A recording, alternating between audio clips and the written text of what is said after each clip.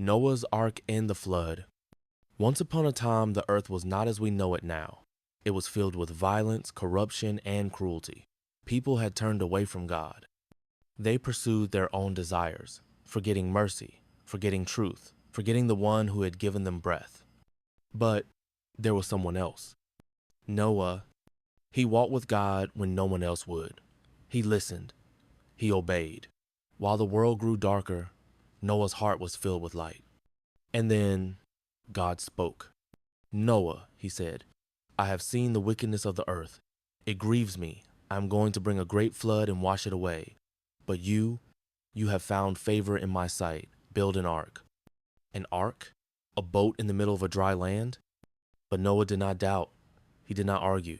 He just began, step by step, nail by nail, in obedience. For years, Noah and his sons worked. They chopped wood, raised beams, tarred the walls. People laughed. They scoffed. "What are you building, old man? An ark without a sea?"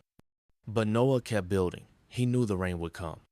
He knew God kept his word. And then something amazing happened. From the forest and fields, the deserts and the skies, animals began to appear, not in disorder, but in pairs, 2 by 2, just as God had said. Lions walked beside lambs. Birds flew overhead. Elephants roared in the distance. And Noah welcomed them all into the ark. When everything was ready, Noah, his wife, his sons, and their wives entered the ark. Then God himself closed the door, and the rain began. At first it was a drizzle. Then it poured. Rain fell from the sky. Water gushed from the ground. Rivers overflowed. Mountains disappeared beneath the waves. The land was swallowed up in silence. But the ark remained afloat, safe, just as God had promised. For 40 days and 40 nights, the rain never stopped. Inside the ark, Noah and his family waited, feeding the animals, praying, believing. Outside, the world was cleansed. But still, they waited. The days turned into weeks, then months. The waters began to recede, but the ark still had not found land. Noah opened a window. He released a raven, then a dove. The bird flew across the endless waters and returned empty-handed. A few days later, Noah released it again.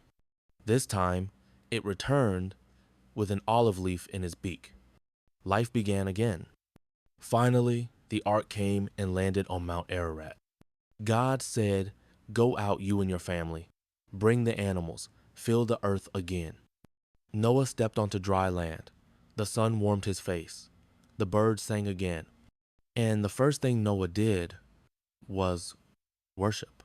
He built an altar. He gave thanks. Then God made a promise that would last through all generations. "Never again will I destroy the earth with a flood. I have set my rainbow in the clouds as a sign of my covenant with you."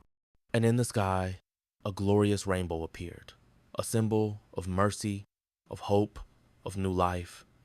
The story of Noah's Ark is not just a story of water and wood. It is a story of obedience in the face of doubt, of faith when the world laughed, of God's judgment, yes, but even more, of his mercy. And every time we see a rainbow, we remember that even after the storm, there is hope.